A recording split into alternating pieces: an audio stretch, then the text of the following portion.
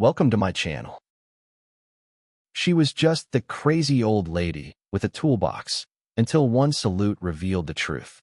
Beneath the dust of an old Spitfire lay a secret the RAF itself had forgotten. This woman wasn't maintaining history, she had lived it. 16 kills, countless missions, and a past buried for nearly 80 years, until now. They laughed when they saw me. "Ma'am, you think you're from the Battle of Britain or something?" One of the young mechanics chuckled. A few others joined in, eyeing me as I crouched beneath the belly of the old Spitfire Mark 9, my hands slick with oil, my shoulders tight with age. I didn't say a word. I just wiped a silver patch on the wing, slow and steady, revealing a worn insignia, Royal Air Force wings etched into the metal. Faded, almost invisible unless you knew where to look. The laughter faded. Then one of them, an officer cadet, not more than 20, stopped. His posture stiffened. He looked at the symbol, then at me, and without a word, he stood at attention and saluted. For a moment, silence gripped the open-air hangar at RAF Alderwick, just outside of Manchester. You could hear the breeze whispering through the support cables. To most of them, I was just Old Elle, the eccentric woman who shuffled in from the cottage park down the road, always tinkering with the same museum plane like she thought it might fly again. I'd been coming here for 16 years, every day, same time, same routine, carrying the same battered red toolbox older than half the crew. Most of them assumed I'd once been a mechanic's widow, maybe someone clinging to her husband's memory. No one asked why I wore the same patched canvas jacket every day. No one questioned why the base commander himself had signed off on my unrestricted access. They thought it was out of pity. But pity has no place in a cockpit. I didn't mind their assumptions. I'd seen worse than mockery. They didn't see what I saw when I touched that plane. Every rivet I checked, every part one polished. I wasn't just preserving history. I was maintaining a promise. A silent oath made over enemy skies nearly 8 decades ago. The Spitfire wasn't a showpiece to me. She was a living soul, a memory on wings. And I had flown her. Every afternoon, precisely at 1,400 hours, I arrived at the RAF Alderwick Heritage Hangar. The guards at the gate didn't even glance at my ID anymore. They just nodded. Some called me ma'am now, others Miss Eliza. But years ago, it was just her again. They never asked what drove me to show up rain or shine. They didn't understand what it meant to walk the line between memory and machine. To the younger maintenance crews, rotating through on temporary assignments, I was background noise. A harmless, oil-streaked ghost with a soft voice and a firm grip on a torque wrench. A woman too old to be dangerous and too quiet to be important. They didn't see the reverence in my hands. The way I moved around the Spitfire like a dance. The methodical checks. The way I tapped the wheel well before inspecting the landing gear struts. Those were motions born in war, not textbooks. The plane, registry MLA 613, hadn't flown since 1945. Her paint was chipped where boots had scuffed the wing. The metal bore the stories of her past. You could feel it in your bones when you stood close. You could smell history in the engine grease. And on her left wing, faint, nearly erased by time, were 16 hand-scored hash marks. Most thought they were just part of the restoration. Fake details for the tourists. But they weren't fake. I carved those marks. The airmen didn't know that I still ran full mechanical checks every day. They didn't know I measured tire pressure on rubber that hadn't touched a runway in 70 years, or that I cleaned the cockpit instruments as if a sortie might scramble in 20 minutes. They didn't know because they didn't ask, and that was fine. I wasn't here for them. I was here for the friends I couldn't bring home, for the silence that settled into your bones after a dogfight, for the girl I used to be when the world was on fire and my hands didn't tremble. That's what they never understood. This wasn't maintenance. This was mourning. It was a Tuesday when the new officer class arrived. A pack of fresh uniforms and clipped voices, just beginning their rotation through Alderwick's historical wing. Maintenance review, facility orientation, procedural drills. That sort of thing. I was already beneath the Spitfire's left wing when they arrived. Same place I always was. One of them, Lieutenant Callum Brodie, I later learned, walked toward me with the unmistakable stride of a man who had read more manuals than maps. "Excuse me," he said, eyes narrowed. "This area is restricted to maintenance personnel." I looked up slowly, keeping my voice even. "I've been cleared." He scoffed. I don't doubt you think you have. But we're conducting an official inspection, and his voice rose. A few other cadets looked over, grinning at the show. I could see the glint of a phone screen behind one of their backs. Recording. They always recorded the wrong moments. Brody scanned me like I was some doddering civilian who wandered in from the cold. "I'm sorry, miss," he said, "but I'll need you to move along. These aircraft represent millions in national heritage value. We can't have unauthorized civilians putting fingerprints on them." I stood slowly, wiping my hands on an old rag. The sleeve of my jacket caught on the wheel strut, flipping inside out as I pulled free. A patch became visible. It was frayed, barely held together by the original stitching. But its shape was unmistakable. RAF roundel, beneath it a winged sword. A fighter command insignia from the old 122 wing. Not a replica. The real thing. Silence fell. One of the younger officers, Petty Officer Lyle, froze mid-snort. His eyes locked on the insignia, lips moving wordlessly. His father had flown with the RAF during the Gulf. He knew what that patch meant. He stepped forward. "Quiet. Careful. Ma'am," he said, and his voice no longer carried mockery. Is that original issue?" I said nothing. He stared for a long second, then slowly, reverently, raised his hand to salute. And just like that, everything changed. The silence that followed that salute was heavier than any I'd felt in years. Lieutenant Brody's face shifted from smug superiority to something tight, uncertain. He looked at the patch on my jacket like it was a ghost, some artifact from a story he'd half forgotten. One he never believed was real. "Where did you get that?" he asked, but the question came out brittle. Before I could answer, Petty Officer Lau spoke up. "She didn't get it, sir. That's hers." He turned to the others, pointing quietly at the left wing of the Spitfire. Look closer." They approached, unsure now. Someone reached out to brush away the polished aluminum just beneath the cockpit. There, faint but undeniable, was my name.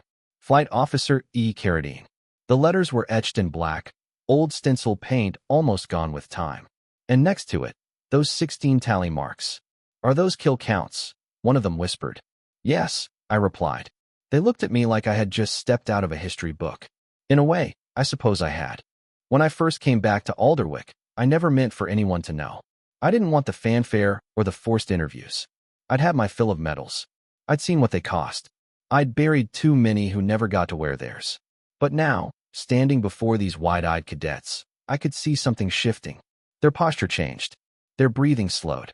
Phones disappeared into pockets. They saw me. Not just the old woman with the toolbox. They saw the pilot. Lieutenant Brody lowered his gaze. "I apologize, ma'am. I didn't know." "I know," I said quietly. It wasn't the first time someone had failed to see past gray hair and stained gloves. But it might be the first time someone had actually learned from it. Petty Officer Lau remained still for a long moment. Then he nodded toward the aircraft. "You flew her?" he asked. I smiled just a little. "She carried me through fire." They stepped back, gave me room. No one asked more questions. No one needed to. Sometimes, the past doesn't shout to be remembered. Sometimes, it just waits for someone to finally look. By the end of that week, the story had spread across the base like wildfire. Someone must have gone digging through the digital archives, because by Friday morning, the base historian came rushing into the hangar, clutching a printed dossier with my name on the cover. Elizabeth Carradine, she read, breathless. Flight Officer, RAF number 132 Squadron. Assigned 1943. I raised an eyebrow. That file's been closed since 1951. She blinked. It shouldn't have been. "Ma'am, your records, your missions, some of them, they're legendary." The Spitfire behind me gleamed in the morning sun as she flipped through pages. "You flew 34 sorties over continental Europe. Escort missions. Intercepts. Ground support." She paused. 16 confirmed aerial victories. 3 of them in one day. "That's correct. They made you a double ace." I was just doing my job. Her voice dropped to a whisper. "You flew through the Channel firestorm. Survived a crash landing in Normandy. You were awarded the Distinguished Flying Cross and Bar." I didn't answer. Not out of pride. Out of grief. I hadn't worn that medal in 60 years. She turned the page. "And then after the war, you left. Vanished from military life entirely." "I'd buried too many friends," I said. "I didn't want to fly anymore. Not without them." It was the truth. After VE Day, I walked off the tarmac at RAF Bovingdon and never looked back. I opened a repair shop, married a teacher, raised 2 children, and lived a quiet life in the countryside. It was enough. Until my husband passed. Until the silence became too loud. And one day, walking past the fence at Alderwick, I saw her. The Spitfire. My Spitfire. Painted up for display. Standing too still. Too clean. Like she'd forgotten who she was. That same afternoon, I walked into the base commander's office with nothing but an oil-stained letter from my old squadron CO. It granted me full technical clearance for life. They'd honored it. But no one ever connected the dots. Not until a smart-mouthed young officer tried to kick me out of my own cockpit. And that was how the truth started to stir, one confused salute at a time.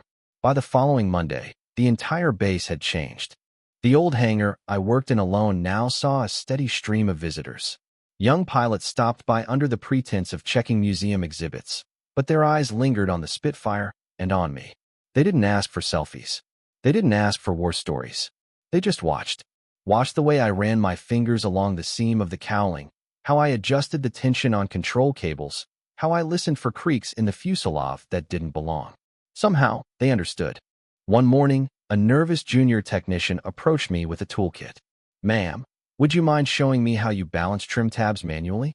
I read about it once, but no one does it like that anymore. I handed him the screwdriver. "You'll strip the threads if you turn against the grain," I said softly. He nodded, hands shaking. That afternoon, Colonel Faraday, the base commander, paid me a visit. She was a no-nonsense type. The kind of officer who could clear a room with her posture alone. But that day, she came without her staff. Just her and her service cap tucked under her arm. "Miss Carradine," she said, standing next to the Spitfire like it might salute her. "I've been informed of your full service history. It's an honor. And it's also an embarrassment to this base that it took us this long to acknowledge it." I looked at her, then at the plane. "You're not the first commander to forget the past. You won't be the last." She nodded, lips tight. "I'd like to change that." She offered me a key. "Full access to the museum hangar. 24 hours a day. It's yours." Then she pointed to the side of the aircraft. A new placard had been installed. It read, "Spitfire MLA 613, maintained by Flight Officer E. Carradine, Ret. DFC and Bar. 132 Squadron RAF, 1943 to 1945. 16 confirmed victories. Still flying." The last line wasn't mine, but I didn't argue with it. Because in my heart, I was still flying. Every time I touched her wings. Every time I wiped away a new layer of dust. Every time I remembered a name no one else would say aloud. Billy Stratton. Colin Blake. Mary Hughes. Flight Officer Diana Kemp, whose engine caught fire over Calais and who stayed at the controls long enough to let her wingman escape. I carried them all. And now, this base did too. A week later, they held a ceremony. Small. No media. No politics. Just the people who understood, mechanics, pilots, and officers who'd started asking questions after that awkward encounter with Lieutenant Brody.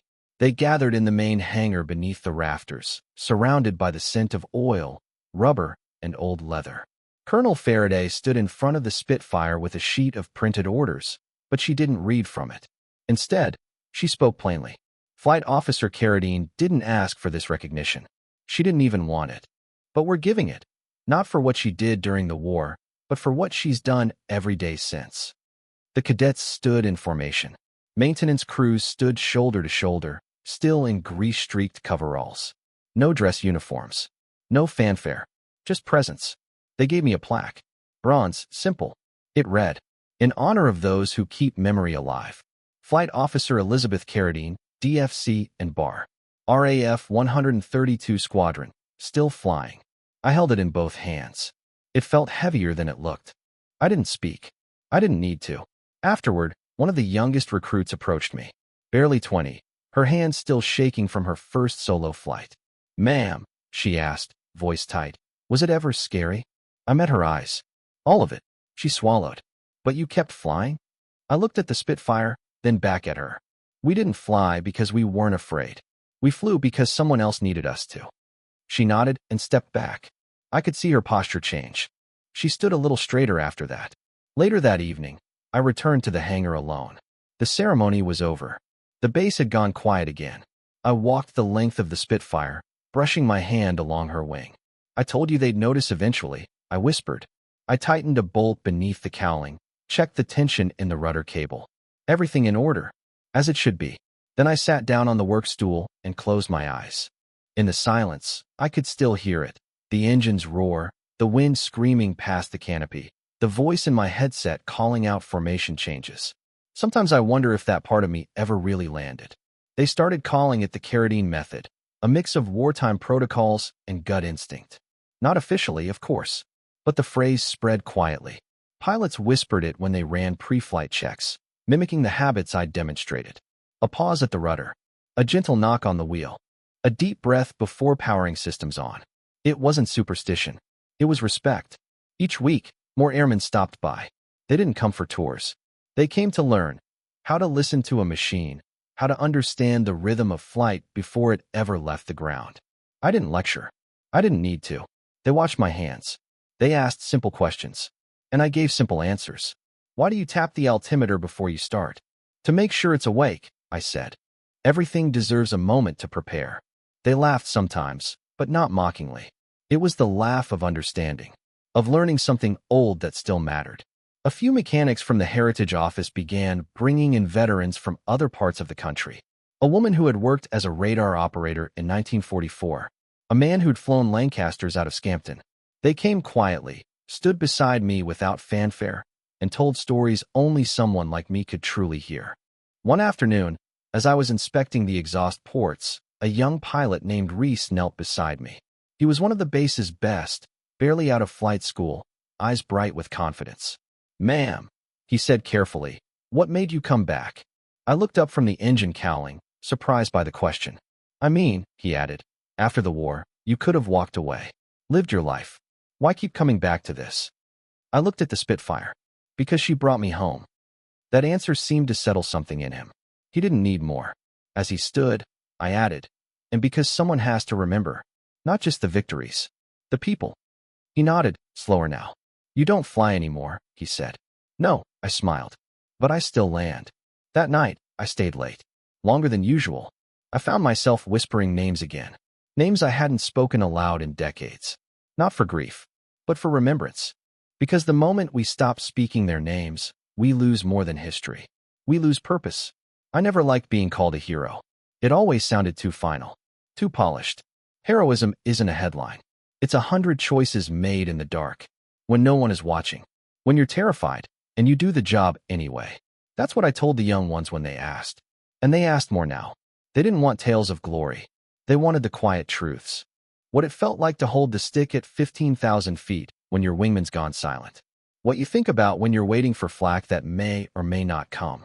What you do with the guilt when you survive. I told them only what they needed. Because some lessons can't be spoken. They have to be carried. Like the morning we lost Diana Kemp. She was my closest friend in the squadron. Quick-witted, faster in the air than most of the men. We flew together for nearly 9 months.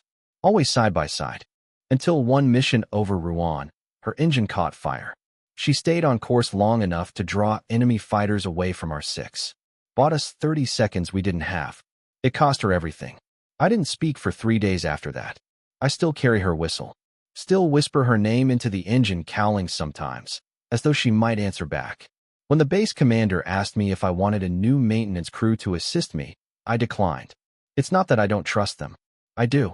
But this isn't just a job. It's communion. This old Spitfire, MLA 613, knows things no one else does. She remembers what the sky looked like over occupied France. She remembers what fear sounds like in a headset. She remembers the weight of coming home alone. So, I keep talking to her. And maybe, in her own way, she talks back. One day, someone else will take my place. Maybe one of the young women who stand quietly near me now, watching every movement. Maybe someone not yet born. That's how it should be. We pass it on. Because memory is a kind of engine too. If you don't run it, it rusts. The morning I didn't show up at 1,400 hours, they called the cottage. I was fine, just late. A doctor's appointment had run long. But by the time I arrived at the hangar, I found 2 cadets and 1 flight engineer pacing nervously, tools untouched, eyes darting to the clock every few seconds. "You had us worried, ma'am," one of them said, his voice softer than usual. "I'm not going anywhere yet. I replied, patting the Spitfire's wing. She still needs me. But we all knew time was moving. The arthritis had worsened. I couldn't reach under the fuselage without help anymore. My grip faltered on the thinner bolts. My voice trembled more than it used to. One afternoon, I sat on the work stool and didn't get up for a long time. The aircraft gleamed in the golden light, the hangar quiet but not empty. A few of the younger airwomen sat nearby, notebooks open but untouched. I won't be here forever, I told them. But she will, as long as someone keeps listening. A week later, the base inaugurated the Carradine Legacy program, pairing retired veterans with new recruits to train them not just in procedure, but in reverence. Reverence for the machines and the memories they carried. They gave me a brass key on a chain and a patch sewn with my old squadron's insignia. No fanfare, just quiet hands, respectful nods, and one last salute. Now, I come a little less frequently, but every visit still begins the same way, with a touch to the left wing, a whisper of names, and the same promise I made in 1944. We'll all get home, one way or another. People ask me what it felt like to fly those missions, to face enemy fire, to come back alone. But what I remember most isn't the fear or the noise. It's the silence after the wheels touched down, the breath held in your chest, the overwhelming relief that, just this once, fate had let you live. And that someone younger, someone stronger, was waiting to learn from your return. Because that's the final duty of every survivor. Not to be remembered, but to make remembering possible. And so, every time I polish her wings, every time I tighten a bolt or whisper an old name into the engine housing, I'm not just honoring the past. I'm preparing the runway for someone else. The next voice, the next story, the next flight.